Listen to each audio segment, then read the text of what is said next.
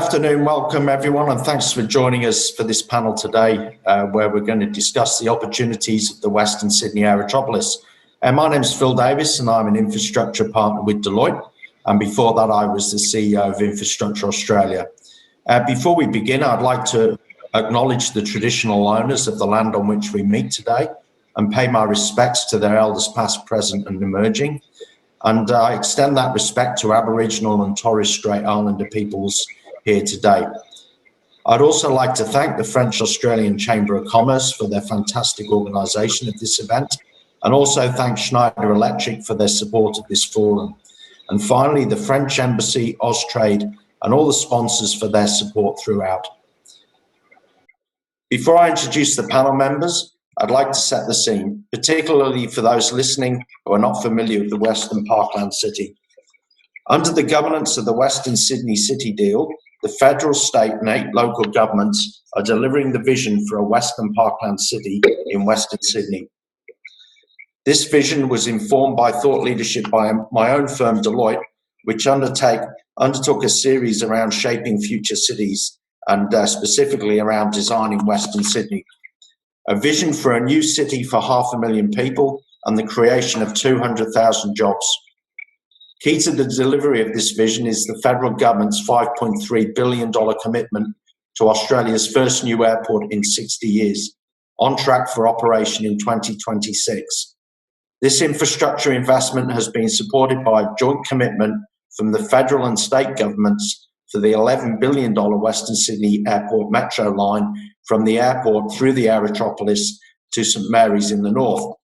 The vision for the Aerotropolis is one that attracts inbound investment, particularly in the space, aerospace, defence and agricultural sectors, with a strong focus on advanced manufacturing and value-added services, leveraging the high regard the markets in Southeast Asia in particular have for Australian produce and its provenance. The master planning of these key precincts is well underway, and there's already a long list of interested investors, including foundation partners who have signed MOUs with the state government, and we'll hear from one of those organisations, SUEZ, today. It's now my great pleasure to introduce our esteemed panel. James Hunt is the Vice President for Power Systems at Schneider Electric. Welcome, James. We're also joined by James Passmore, and James is the Executive Director, Commercial and Economic at the Western Parkland City Authority, and we look forward to hearing the progress from the state government on the delivery of the Western Parkland City. Also like to welcome Russell Forster, the Business Development Director at Bouygues, and last but not least, Justin Frank, the Chief Sustainability and Communications Officer at SUEZ Australia and New Zealand. Thanks so much for all of you for joining us today. Well, to get things going, I think what I'd like to do is ask each of you a question in turn to provide your perspective on, from your perspective, how important is the Western Sydney Aerotropolis to the economic recovery and future growth of New South Wales? And please could you say a few words of introduction of your own and your own organisation's role in the whole Western Parkland City ecosystem. So maybe if I go to James H first, please. Thank you. No worries. Thank you very much. Look, the Western Sydney Aerotropolis is going to be really important in shaping the development of Western Sydney. Not just Western Sydney, but I think it'll have a significant impact on the broader Sydney development as well. It's got a huge potential to be a driver of growth in jobs and investment, and it's logical that it's a hub for new manufacturing and new industrial businesses in Sydney, given that proximity to global logistics and transport and the potential markets that opens up for it. I think the other thing is that this is really interesting for us. It's the opportunity for a fresh start. So many times when we're trying to build infrastructure, and we've seen this through the projects that have been running over the last few years, you're constantly working within the constraints of the existing infrastructure. And this really gives us the opportunity to grow and develop something new from scratch, really. In terms of Schneider Electric, we're a global leader in automation and energy management. So you'll find our software and control systems and our electrical equipment throughout industry, whether that's manufacturing, whether that's mining, data centers, or even the grid that's around us. We've got sites globally, but we do have manufacturing and distribution sites in Western Sydney. So we've been working with a number of different partners on how to make the Western Sydney Aerotropolis be future ready and meet the challenges of energy management, sustainability, and be end-to-end digital, so driving operations and efficiency. Thanks very much, James. I might pass to James P, please. Same question. Thank you. Thanks, Phil. My name is James Passer. I'm the Executive Director, Commercial and Economic at the Western Parkland City Authority. The Authority is the entity that's tasked to attract national and global investment into the Aerotropolis, coordinate master planning of the Aerotropolis and surrounds adjacent to the new airport, and deliver key transformative infrastructure, including the Western Sydney Aerotropolis itself. Within the Authority, I'm responsible for managing the Authority's relationships with global investors and undertaking commercial transactions. So in terms of the question at hand, the Aerotropolis is absolutely at the forefront of economic recovery and future growth for New South Wales. So building on the strength of a $20 billion investment from all three levels of government, the Authority is absolutely focused on growing national and global industry investment into the Western Parkland City and specifically the Aerotropolis, to activate new and emerging industries, and also support the growth of local business and community and sustainable economy for the local community. So the Aerotropolis, the fundamentals are very strong. They were strong prior to this year and the global pandemic, but they've only strengthened since. So the Aerotropolis project itself, the level of investment going into the Western Parkland City means that there are a number of major projects in their own right that will drive growth and investment in the Western Parkland City. We have some 20 billion of infrastructure investment being supported by the state and federal government, opportunities for investors and global companies to participate in many of the major projects that are associated with establishing a new airport, new metro line, and a whole new city in Western Parkland City. But more significantly, the Aerotropolis itself is focused on the key industries that we think will drive growth in the future as our economy restructures over time. So we have an agribusiness precinct adjacent to the Aerotropolis, which will drive development of a world-class infrastructure hub to enable export of fresh produce from across New South Wales and leverage the opportunities presented by Sydney's first 24/7 international airport. And in addition, we of course have the Aerotropolis core itself, which is focused on advanced manufacturing and underpinning the growth of industry in areas like aerospace, aviation, and defence. So we're focused in this area on attracting investors in fields like robotics, AI, quantum computing, additive manufacturing, and cybersecurity. This aligns very well with the broader factors at play, with strong Commonwealth state government support for an increased focus domestically on advanced manufacturing, but also underpinned by unprecedented defence scale up with $270 billion of defence spending over the next 10 years, scheduled and in train. So we believe that the Aerotropolis is absolutely fundamental to future growth for Western Sydney, New South Wales, and indeed Australia more broadly. And we're confident that we'll see the Western Parkland City emerge as a globally significant centre for advanced manufacturing, defence, aviation, and aerospace. Thank you, Phil. Thanks very much, James. Great momentum there. I might now ask Russell just to say a few words. Thank you. Thanks, Phil. Just briefly, introduction. So Russell Forster, I'm working for the Boyd Group for a bit over 20 years now. The bulk of that with a company called VSL, which was a subsidiary of Boyd, who work in bridges and long span structures. I've worked and lived in several countries around the world in the last 20 years and just recently returned from Switzerland.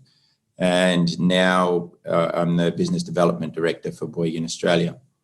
To answer your question there, Phil, starting with the economic recovery, of course, the latest economic thinking is that in the event of a financial crisis, governments will create debt and bring forward infrastructure spending, which sounds simple. However, in Australia and other developed nations, with the amount of regulation around infrastructure and these things, it takes some time to bring these projects forward quickly. People talk of shovel-ready projects. And in this sense, the Aerotropolis is going to be very important because it's some way through the preparation cycle and works are coming to fruition out there already.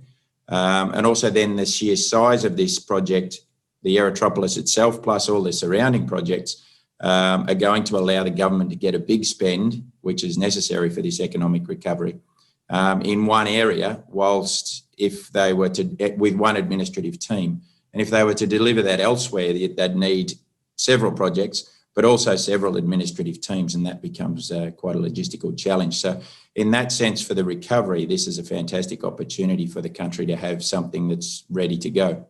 Thanks very much, Russell. Mike, throw to you, Justin. Same question, please. Yeah, of course. Hi, everyone. My name is Justin Frank. I'm the Chief Sustainability Communications Officer for SUEZ Australia and New Zealand. SUEZ is a global environmental services leader, specialising in water treatment and also waste management. But we've also moved into smart city and environmental solutions as well. Without repeating what my esteemed colleagues have just said, I really see the Western Parkland City Aerotropolis being a long-term economic recovery solution as well as the short term. So population growth is critical for economic recovery and economic growth. Once the borders do reopen, I really do see the WPCA housing a significant increase in population when you take into account the geographic borders of Sydney. If we can get it pumping there and make it a place where people want to live, work and play, it really will help boost the New South Wales economy and obviously the broader Australian economy. SUEZ has 90,000 employees around the world in 130 countries. Our purpose is to shape a sustainable environment now. So urgency on taking action around climate. Our value proposition is centered around 5 pillars: health and quality of life, a positive impact on climate, a positive impact on the planet's natural capital, 100% sustainable solutions in terms of circularity and traceability, and anchoring with local stakeholders. So I really do see that value proposition also playing part of this wonderful project's future, and our smart and environmental solutions creating jobs not only for SUEZ but for broader collaboration with other Internet of Things providers. So yeah, very exciting opportunity. Thanks very much, Justin. Now, Russell, was there anything else you wanted to add? Yeah, I'm sorry, I'm not sure where I dropped out there, but I'll just mention, I'll try and come in and see if this was about the spot, where I was talking about Edwards, AW Edwards, which is a subsidiary of Bouygues in Australia, recently acquired. And Edwards is 100 years old, or a little bit more, 1917 they started. And with their long history in Australia and with the support of Bouygues Bâtiment International, which is the building company, and the resources they have globally and the experiences they have globally, they'll be looking to team up to build in the area. And then within Edwards is an entity called Link City. And Link City is a property development company focused on creating inspiring places that improves the quality of life of the people who live and work and spend time in them. And Link City has quite a track record in France and Switzerland and have started a few projects here in Australia. Finally, the Western City Parkland is also of interest to Bouygues Energies and Services. And we've constructed a number of solar farms in Australia already and continuing to do so. And then we're starting to look at the wind market as well. I'm pretty sure you're not going to be building wind towers out there just yet, but something as the turbines get larger, they're shifting from steel towers towards concrete towers. Thanks, Russell. I might move on to another question. So we heard from James Passmore just how much momentum there is around delivering the vision for the Western Parkland City. So what I'd be interested in is just, again, through your different lenses, do you have any thoughts on what the ingredients for success are? You know, this is a long game, but which we're still relatively at the start of the game. You know, what do you see as the ingredients for success? And I guess particularly, you know, as we move forward into economic recovery post COVID. So I might ask James Hunt maybe to comment first. No problem at all. Look, I think how the delivery of the vision's going and the key ingredient for success, I think vision is actually one of the key ingredients of success, vision and ambition. I mean, we need to consider what's the Western Sydney Aerotropolis going to look like in 2030, 2040, or even 2050. I think this is kind of like what I'd call a Bradfield moment, right? The Harbour Bridge built in 1923, and it wasn't until 1992 that we needed to put the harbour tunnel in. So that's pretty much 70 years of lifespan before the infrastructure needed to be supplemented. And I think this is really our opportunity to create a Bradfield moment here, right? So what does that vision look like for the future? Well, we know that it's going to be digital, right? So it needs to be cyber secure. We need Internet of Things connected Aerotropolis. We need to be able to pull the data from all of the systems and be able to use insights to make better decisions. It's going to be decarbonised. So energy efficiency must be at the core of all of the design. It's 2020. We can't go into this using technologies from the 1990s and the 2000s. We need to be driving the most efficient solutions, because that's going to get more and more important through time. Australia is still one of the poorest performers in the OECD when it comes to energy productivity. We also know it's going to be decentralised. So in the future, we're going to have decentralised energy systems. So coal will be taken out of the market, whether it's 5 years, 10 years, or 20 years' time. We know that there's 20 gigawatts of coal that will come out of the market between now and 2040. So we need to build Western Sydney Aerotropolis with this in mind. So embedded generation, solar PV, and the ability to manage demand. So flexibility is going to be key. We're moving from a one-way energy system to a two-way energy system, where both the generation and the demand, in this case the Aerotropolis, needs to be flexible. And it needs to be designed to take the most advantage of that flexibility.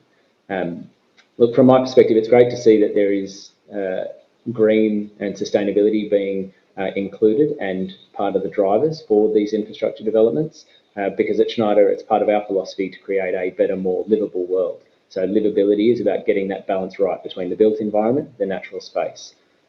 So I think integration of sustainability and maintaining the vision and ambition is what's going to be the key ingredient for success. Great, thanks very much, James. Justin, did you have any thoughts on ingredients for success? Yeah, absolutely. Thanks, Phil. I'd say, yeah, commitment is important to achieving or delivering on any vision. And I'd say that the kind of spend that we're already seeing from the state and federal government in delivering that vision is proof in the pudding. So they're really putting the money where the mouth is. Now, as an example, $11 billion investment in the metro line connecting the airport through to St Mary's shows that they're really committed to making this project a reality. And that's on top of, obviously, the airport itself. Attracting other funding from industry, so the likes of Northrop Grumman, which have already invested or committed to invest a significant chunk of money, but also the likes of CSIRO, another foundation partner, agreeing to base their HQ in the Aerotropolis, shows that the vision is coming together around job creation, around STEM and advanced manufacturing development. But also, the major building blocks of infrastructure kind of falling into place to make that network work for the Aerotropolis. I think also in terms of another key ingredient, I'd say collaboration. So collaboration between governments, both state and federal, collaboration between industry and government, collaboration with the community as well is going to be very, very important for this vision to be successful and to progress in harmony with the community and the people that live there. And I'd really say that the Western City Parking Authority are definitely demonstrating that collaborative spirit, certainly in this master planning phase and some of the big infrastructure blocks that are already announced. So James P, you mentioned earlier one of the roles of the Western Parkland City Authority is attracting investors, and Justin just touched on that as one of those foundation partners. And I think it's clear to us, at least, that the New South Wales government's done a great deal of work and a great job in already attracting those potential investors and signing some up as foundation partners. We've got a lot of people listening in today who through this panel, hopefully will have a heightened degree of understanding of the opportunity.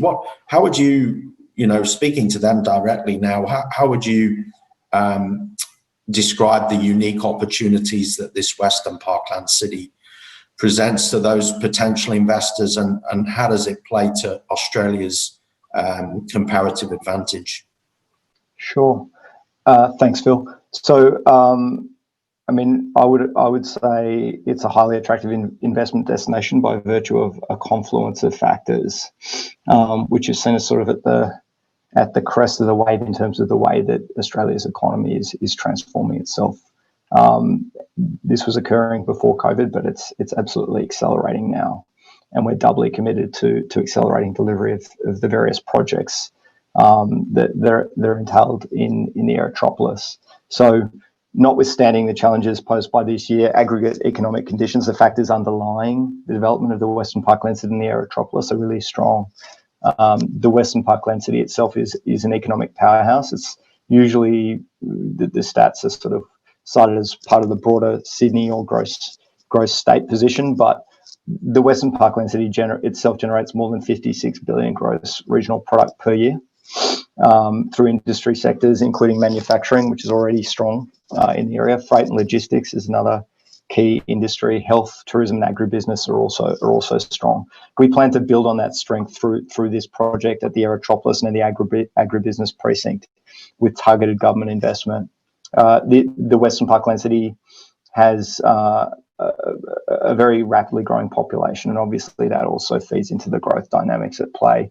It's paused somewhat because of the impact of the pandemic, but it has Australia for a long time has had one of the most rapid population growth rates in the OECD, and the Western Parkland City itself has been one of the most rapidly growing parts of Australia. So by 2056, we expect more than 2 million people will call the Western Parkland City home, and there are huge opportunities that stem from that alone. Finally, I would just note additionally, I would note the very strong performance of Australia and New South Wales in particular during COVID. There's been relatively stable environment, the very strong governance, and the pandemic itself has been handled remarkably well by the state government, such that we have a very robust growth outlook compared to many parts of the world in the post-COVID period. In addition to that, we have very significant government. I've cited the figures before, but more than $20 billion of government infrastructure investment committed and in the process of delivery in the Western Parkland City, with a new airport, new metro line, and indeed a whole new city.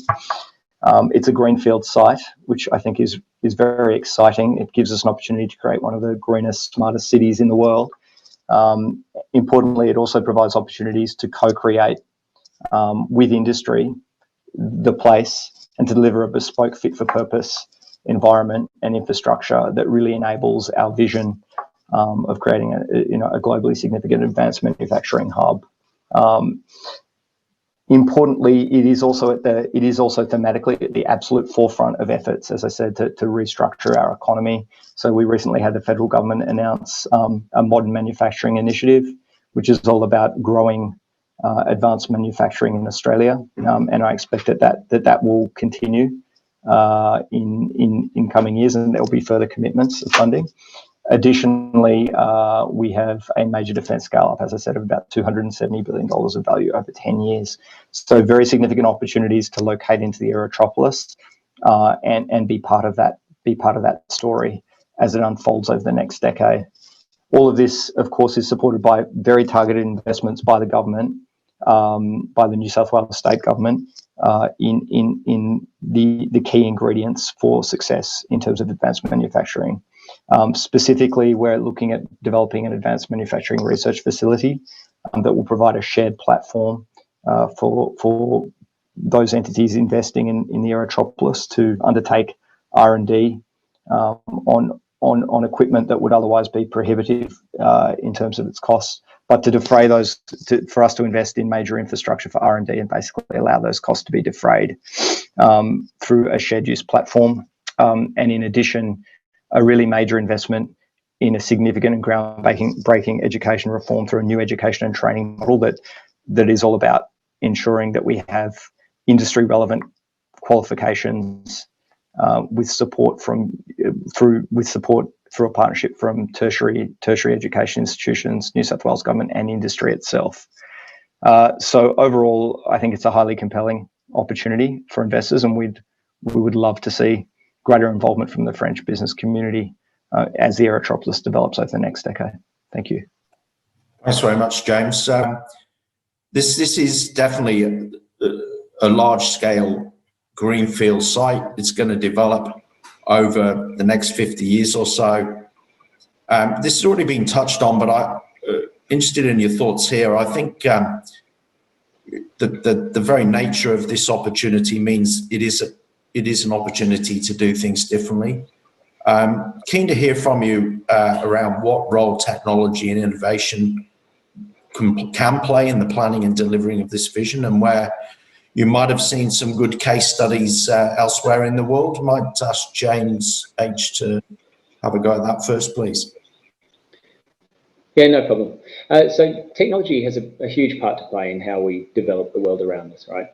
And how it affects us. So you don't have to look very far to find an example in your own life where technology has made things easier or more comfortable. Now, the key to the Western Parkland City development is the time frame, right? So we've got time to develop, time to optimise. And so I think we need to use the technologies that we have to collect that data and then make it available. By doing that, it enables innovation. So if you look at some of the apps, without going into the global apps, even the more local ones around transport, by making the data available for the location of buses and trains, you can deliver a customer experience where people can see where their bus is or where their train is, when the next one's coming, and be able to optimise their own route. And that's done by making the data available. I guess when you translate that to what does it look like in terms of a case study or an example, so Schneider Electric implemented a command and control system for Barcelona's El Prat airport. That took it from being a system that could handle 35,000 signals of data points to one that can handle 700,000. Now, that enables them to continue their operations. So they have 39 million passengers go through there each year, and they move 117,000 tonnes of cargo each year. Now, having that data enables them to centralise their processes, their controls, increase their efficiency, and improve the reliability. And if you think about the sort of infrastructure we want to build over the next 15, 20 years and what we want the Western Sydney Parkland to look like, we want it to be efficient, we want it to be reliable. And to do that, it has to be digital. Thanks, James. Might ask Russell the same question. Russell, what role do you see technology and innovation playing in the planning and delivering of the vision? And maybe mention a few case studies from your own experience. Yeah, thanks, Phil. Interesting topic. Technology is challenging me today. I'm on my second computer. I said earlier that I've worked in several countries around the world, and one thing that really stood out for me was how well the planning, or at what point in time the projects were envisaged. And one example, one of the first jobs that I worked overseas was in Bangkok on the SkyTrain project. And at that time, the traffic and the pollution that came in it with that in Bangkok were horrendous. The metro was a response to that environment, but it was a reaction at sort of, let's say, catastrophic stage nearly for Bangkok. And during the construction, the city was challenged as due to the geological constraints, all of the metro and both the SkyTrain and the underground metro were built along the existing corridors of the streets. And it was said then that people, the local people, would not use it because they wouldn't be prepared to pay the premium to travel on the trains instead of the cheap buses below in the traffic jams. But if one was to visit Bangkok today, you'd see that the trains are full, the city streets have been relieved of that pressure, and there's not nearly the pollution, no, certainly not when compared to where it was before. And the city's now thriving. And I'm not sure how you would actually measure that economical benefit, but it's substantial, and it makes Bangkok the fantastic place that it is today. Probably 10 years beyond that, move on to Dubai, and Dubai came about midstream in the development of their metro. They were just starting to get to that point of choked traffic. One living in Dubai around sort of 2008 or so, and a trip into Dira would take 3 hours potentially to travel 5 kilometres. But they did build the metro. Today it's working very well. There was a similar comment at the time I guess, also about whether people would get out of their cars to get on the metro. But if you go to Dubai today, the metro's functioning, takes a lot of people off the roads and allows the city to function itself. So then when we come onto this particular opportunity here, we're one step ahead again. The transport networks, the infrastructure is coming first. It's through the paddocks as opposed to through the busy streets to develop these things. And the opportunity provided to the business community as a result of that infrastructure being ready before the Western Parkland City is fully energised is fantastic. And I guess we see that in the price of land in the region, where the developers are already starting to dive in and procure the land at higher rates. And that's a good sign, I think, for the development of the Western Parkland City. Thanks, Russell. So this is a greenfield site. There is a need for infrastructure. There's also a challenge around environmental issues around heat in the summer, water, waste, all on the table for innovation. What do you see as the key opportunities that we should be taking into account in the planning process to address some of these challenges and really, set the bar high for the future? I might ask Justin perhaps to have a go at that one first, please. Yeah, thanks, Phil. I mean, water use and reuse is going to be absolutely critical to make the WPCA sticky for all the right reasons, to make it livable, a really livable and green conurbation, to overcome the heat island challenges that part of Sydney currently has, and for the agri-precinct to flourish and unlock sustainable value in terms of unlocking the Asian food bowl, for the delicious and very reputable Aussie fruit and veg. The greenfield nature of the project for me is a real opportunity, as mentioned before by both the Jameses, to design and build infrastructure that's incorporating bleeding edge innovation to maximise the use and reuse of water whilst reducing energy consumption, carbon production and overall impact on the environment, I think is absolutely critical. From a waste perspective, with the population growth that's projected, I think we really need to design circular economy principles in from the start. So, just a very crude example: organic waste should be used as a fertilizer to go back on the agri precinct to grow more fruit and veg for both the local and international markets. When you look at other commodities like glass or plastics or metals, they need to be recycled and reused into infrastructure that's being built, in my opinion.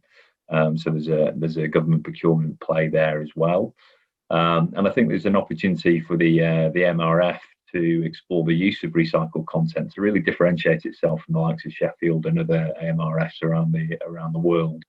So that there's recycled content in advanced manufactured products. I think that's a fabulous opportunity and a real PR opportunity for the area. For me, though, it has to be smart. We need to put the smarts into that greenfield site. There need to be water meters in place and a whole host of other IoT devices in an open network so they can all speak to each other and create a data lake that's owned by the city, which will attract innovators and startups as it has in Dijon. If we think about the Dijon case study and now Angers as well in France, Dijon is a consortium collaboration with Bouygues, Citylum, SUEZ and Capgemini. It's connecting multiple functions of the city and feeding it into a command and control centre or an integrated intelligence hub, whatever you want to call it. And it's turning that data into information and then knowledge so you can make better decisions for the city, so the city can run more efficiently, more environmentally friendly. So it gives you an opportunity to really involve the citizen. So the app for Dijon is almost ready to come online. So you can involve the citizen in the city, so they feel part of its present and its future. You can tell them when there's a poor air quality day, so to favour the tramway rather than taking a bike. If there's an incident in the city, you can divert the traffic around it.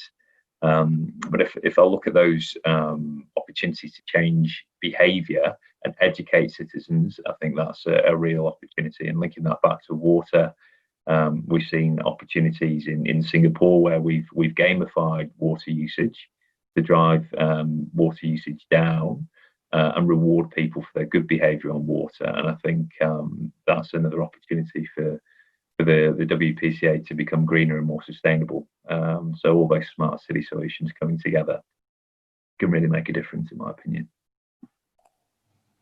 Thank you, Justin. James P, did you want to pick up on any of the points Justin just made, and perhaps your own reflections as the authority in terms of planning for those opportunities? Sure, thanks, Phil. I mean, we are building a parkland city, so it's incumbent on us to ensure that we deliver on that promise, and that we sort of very conscious of the environment in terms of our impact, and that the city itself, I guess it's important for the city itself to connect to and complement the local environment. So there are a range of challenges in the place, as you've suggested. One is things like heat itself. It is a very big issue in the Western Parkland city versus the harbour city. So the sea breeze generally tends to stop at Parramatta, and there can be as much as a 7-degree differential at any given time between the harbour and the Western Parkland city. But we're very conscious of these sorts of challenges, and designing that, and we have the opportunity in this greenfield sites to design the city in a way that addresses it. So we're working, for example, very actively to map out green and blue grids across the Parkland city. That is to identify existing blue and green corridors where water and greenery run, and to preserve and maintain those to ensure that we do create a livable place. Similarly, we work very hard to ensure appropriate levels of tree coverage across the city as we develop it, so that we create a conducive microclimate and fundamentally create a place that people want to be. So our objective overall in the planning process and in delivery of the city is to create a cool, green and connected place. Importantly, we're also looking to create an advanced place, and this provides opportunities to actually augment the environment through the creation of sort of smart city infrastructure that supports us in our management of things like waste, energy, and heat itself. So as a greenfield site, we have an opportunity to deliver a really smart city in a way that is effectively unprecedented, certainly in Australia. We're looking at things like, obviously creating world-class internet connectivity, smart monitoring of infrastructure, smart public places with sort of public green and blue spaces with technology like movement-activated lights, microgrids, and solar power.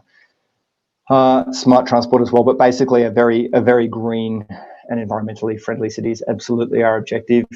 We're really open to working with industry as we do that, and of course we're engaging very closely with the community because we recognise that there are opportunities there. As the co-design process allows us to collaborate in a way that's not been done before with both industry and community, and there are real lessons for us to learn in how we design the city that stem from that opportunity. I might leave it there. Thanks very much, James.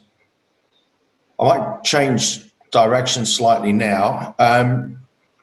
As I mentioned up front, a central part of the opportunity that is the Western Parkland City is the creation of 200,000 new jobs, and really that's supported by this vision of growing advanced manufacturing in the space, aerospace, defence, agriculture, food sectors, amongst others.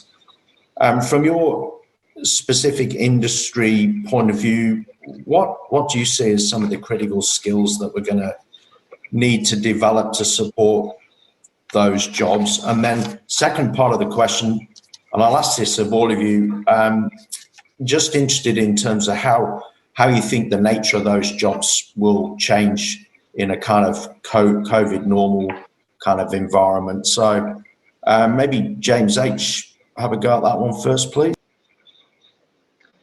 Yeah, no problem at all.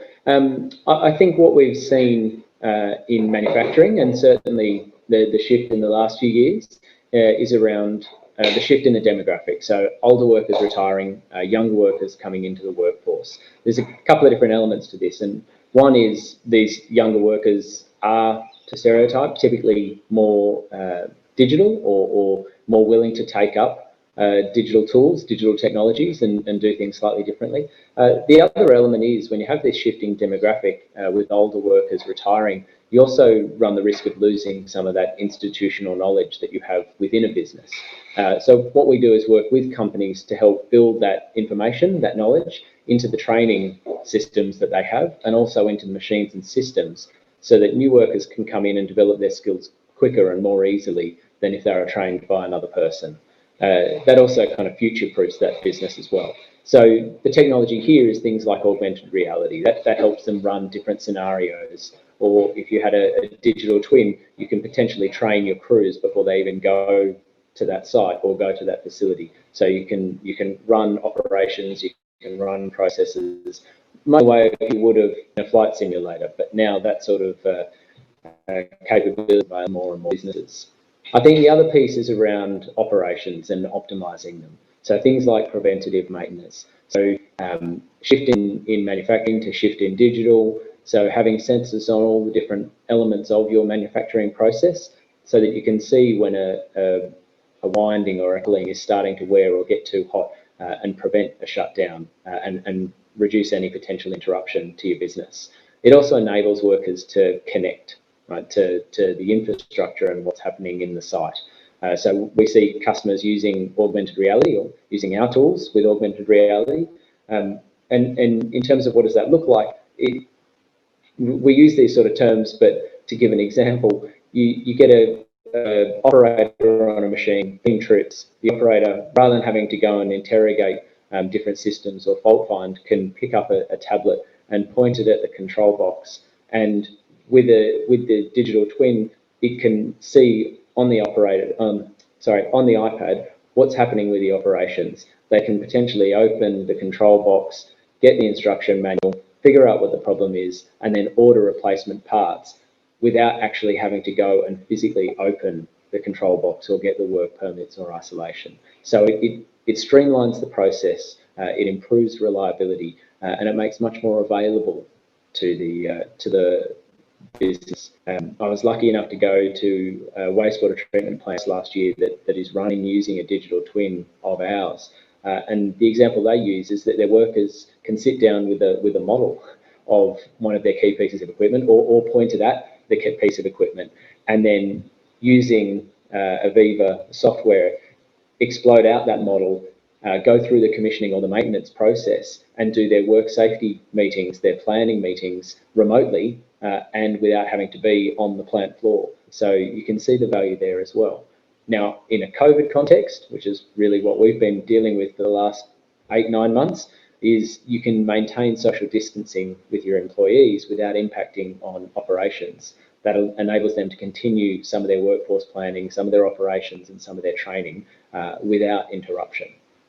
So in terms of us, what does that look like? Well, we're present in manufacturing, food and bev, defence, electrical networks, microgrids and agriculture. So for us, this is an opportunity to work with our customers and invest in building a manufacturing sector that Australia needs to stay competitive and capture the growth opportunity that we see here in the Western Sydney Aerotropolis. Thanks, James. I might ask the other James for his perspectives and particularly around skills and kind of how the authorities' thinking might have changed with the whole COVID experience and how he sees the future. Please, James. Thanks, Phil. So, I mean, we, as I said, as it happens, a lot of the factors that were underpinning the direction we were heading with the Aerotropolis and the agribusiness precinct have only strengthened in light of the COVID pandemic. So now more than ever, we're working to accelerate delivery in line with our pre-existing direction. So the pandemic's definitely highlighted the need for sovereign manufacturing capability. And this is also something that the Commonwealth itself has recognised as a priority. We're absolutely committed to pursuing that in the Aerotropolis core. But we also need to make sure that we do exploit Australia's comparative advantages in areas like agriculture.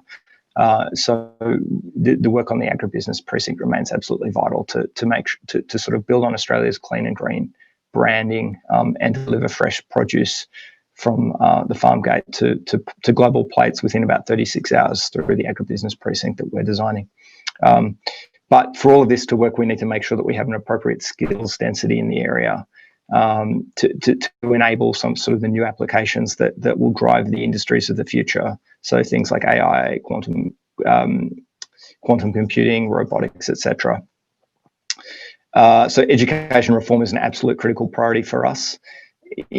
What we're trying to do is develop a new education and training model that is industry driven and relevant, and enables sort of job relevant micro qualifications to be obtained by students, and for those qualifications to be able to be stacked to form a degree once sufficient modules are completed. This is really, really important from our perspective as we look to reskill our workforce and drive employment growth post-COVID. But it does require a really strong focus, of course, on STEM-based education in the Western Parkland City, and a capacity for blended traditional and vocational qualifications that we will be delivering in partnership with industry. So we're working now to pioneer how that model works and what it looks like. But what's important is that we're very open to co-creation of courses and content with industry. It's a big opportunity for industry to sort of work with the New South Wales government to address skills deficits and grow new skills in emerging industries, and very excited by the opportunity that this affords both industry and the people of the Western Parkland City. Thanks, James. So, Russell, lots of construction work already underway, lots of infrastructure needed, lots of stimulus through the federal budget to accelerate and advance infrastructure. How do you see it from a skills point of view in terms of, how do we get the skills we need for the future, and how does it look from a kind of post-COVID recovery through your eyes? Yeah, thanks, Phil. If I speak on a more general level, and probably more from my experience than on behalf of the company, I think by nature, the Western Parkland City, it's a long-term development. And in the initial stages, some of those key skills for the industries that you're talking about, those high-end industries, are going to need to be imported. And it's going to be key to develop that as a place that people want to come to, and more importantly, as a place where people want to live and participate in the community at large, and as a place where they really want to stay in the end. In order to do that, those industries need to provide the opportunities for said people to come to the country and bring those skills. My personal experience, having lived and worked in several countries, is that the more desirable places to live and those with the best experiences are those that are planned, connected, and with good infrastructure, amenities, and allow that community spirit to develop and people to stay. And so far, it would seem that the Western Parklands City has all the right ingredients, being the airport, the metros, the planned roads, etc. And I'm no doubt there are all of the community elements around that as well. The planning is there for the right networking and infrastructure. We've heard from the other guys here on the panel about all the technologies that are being implemented. But it's important not to stop there, but to look for all the possibilities to make the Western Parkland City an enviable place to habitate. Thereafter, the continuity of the businesses will be necessary to retain such people. If we imagine people living on a work-life balance, it's necessary to have a business environment that allows an attractive proposition for businesses to locate to this area. And this is going to go hand in hand with making the city the place that people want to live. And a key ingredient for any business is the key to resources. In this particular case, the advanced industries, that key ingredient is going to be the people. So you end up in a cycle where you have the people needing the city and the city needing the people. And then on the next level, and then in return, these businesses will provide the opportunities for other people to come and learn, and for those experienced people who you've imported to teach and to transfer that knowledge for the next round of people to come and make the city last longer, or to sustain the longevity, let's say, of the city. Then you've got the skills transfer from the imported people, let's call them, to those learning, and then educational facilities and so on, which are planned also to allow the upskilling and training of people. And once again, if the right environment for the business is provided, the business will thrive, and that in turn will allow the communities to thrive. Thanks, Russell. Justin, did you want to add anything from your perspective? Yeah, I was going to talk about the sovereign capability issue, but James Passmore covered it off pretty well, I'd say. So I think if you look at that opportunity there, and you couple that with the COAG waste ban and the recent recycling legislation changes and the budget also just announced in terms of creating jobs in the recycling industry, I think there's a great opportunity there. There's 3 to 4 jobs in recycling for every 1 job in more traditional disposal methods like landfill. So, when you think of the size of New South Wales and the population growth and the population size, you'd think there's a significant amount of the targeted 10,000 recycling jobs that could be created in the WPCA. On a broader smart city piece, I think, if the plan is to have that open network and for all the different Internet of Things to feed into a central nervous system or brain, and the government, the state government can open that up to an open source data lake, the opportunity to really attract startups and innovators to the area to create more jobs and more opportunities and more innovation and more economic growth, I think is a real opportunity. But I think the piece that needs to probably be rethought since COVID is, the business districts aren't exactly booming at the moment. People are working from home. That trend, I think, is something that's here to stay. I'm doing this from my home office today. So how do we create business districts that are, attractive for people to come back to, and they want to come back to because they're going to get something out of it, not just an office to work in, so that we can really stimulate the economy that way as well. Thanks, Justin. We're just running out of time, and we don't want to delay the live Q&A, which is up next. So perhaps if I could ask each of you just to kind of reflect for a quick minute. Are there any other things you'd like to share with our colleagues listening in today, and any other points you haven't been able to make? So James H, maybe first. Yep, thanks, Phil. Look, I think sustainability is going to be key. Digital is the other, right? So we're creating a better world. We're working towards that, and we'll be using clever technology, connected devices, and analytics to achieve it. And that's happening here and now. It's not something in 20, 30 years' time. It's happening currently. So let's take advantage of it and build what we need for the future. Thank you, James. Other James? Yes, thanks, Phil. So 2020 has obviously been a very challenging year in many respects, but we are steadfastly committed to delivering on our vision for the Aerotropolis and to driving growth and jobs in the Western Parkland City. We're actively working to accelerate the projects that we've committed to and continuing to drive inbound investment. Importantly, we're ahead of the key sort of macro dynamics that are going to drive jobs and growth in the post-COVID economy. We're really committed to building this globally significant innovation ecosystem with a core focus on advanced manufacturing and agribusiness in what is undoubtedly a highly prospective location because all of the fundamentals I've spoken about previously, strong population growth, unprecedented levels of government investment in infrastructure and in the defence market. And importantly, we're also absolutely committed to collaborating with industry and co-creating this new place with and for industry and for the people of the Western Parkland City. So it's a very exciting project in what is a world-class investment destination, and we'd really love to see French businesses getting involved. Thank you. Thanks, James. And Russell, any final thoughts from yourself? Yes, it's certainly a very interesting project, interesting prospect from a construction perspective. Often in the world, we come to a place or a new place, not to say we're new here, but on big projects like this, we'll attract people, we'll train them, we'll construct the works and we move on. And then geographically, we leave those people behind. But on a project like this, we can attract, train and retain the people and continue for a long duration. And that's quite exciting to be able to really take advantage of that learning and the productivity that should come out of that. Thanks, Russell. And last but not least, Justin.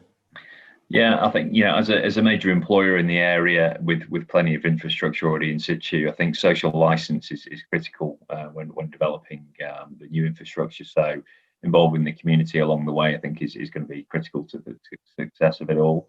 And yeah, I think I'd like to see more of the United Nations Sustainable Development Goals as a kind of a North Star for achieving what we want to achieve in that area. And linking back to what James Hunt said, creating a really sustainable area in the WPCA. Thanks very much. Thanks, Justin.